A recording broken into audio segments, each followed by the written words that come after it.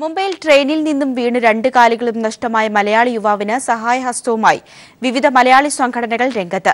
ജോലി ലഭിച്ച ഓഫീസിലേക്കുള്ള ആദ്യ യാത്രയിലായിരുന്നു കുടുംബത്തിലെ ഏക അത്താണിയായ ബിപിനെ ദുരന്തം വേട്ടയാടിയത്. മുംബൈയിലെ തിരക്ക് പിടിച്ച സബർബൻ ട്രെയിൻ യാത്രയുടെ മറ്റൊരു ബലിയാടാണ് 23 വയസ്സ് പ്രായമുള്ള ബിപിൻ ഡേവിഡ്. ഓഫീസിലേക്കുള്ള ആദ്യ യാത്രയിലാണ് തിക്കിലും തിരക്കിലും പെട്ട് ട്രെയിനിൽ നിന്ന് താഴെ വീണ് രണ്ട് കാലുകളും നഷ്ടമായത്. നിർധനരായ മലയാളി കുടുംബത്തിന് നേരിട്ട ദുരന്തത്തിൽ വിവിധ മലയാളി സംഘടനകൾ സഹായഹസ്തവുമായി രംഗത്തെത്തി. പൻവൽ മലയാളി സമാജം ഭാരവാഹികൾ 1,25,000 രൂപയുടെ ചെക്ക് ബിപിന്റെ അമ്മയ്ക്ക് കൈമാറിയാണ് മാതൃകയായത്. കഴിഞ്ഞ ദിവസമാണ് പത്രമാധ്യമങ്ങളിലെല്ലാം വാർത്ത വന്നിരുന്നു.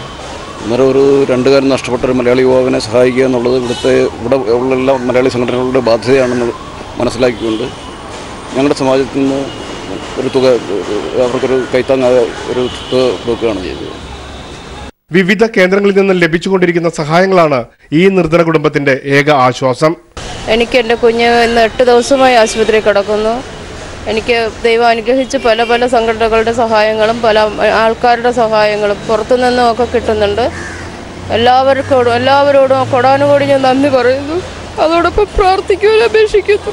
വേറൊരു കുഴപ്പമില്ലാതെ രക്ഷപ്പെടാൻ. News bureau, Mumbai.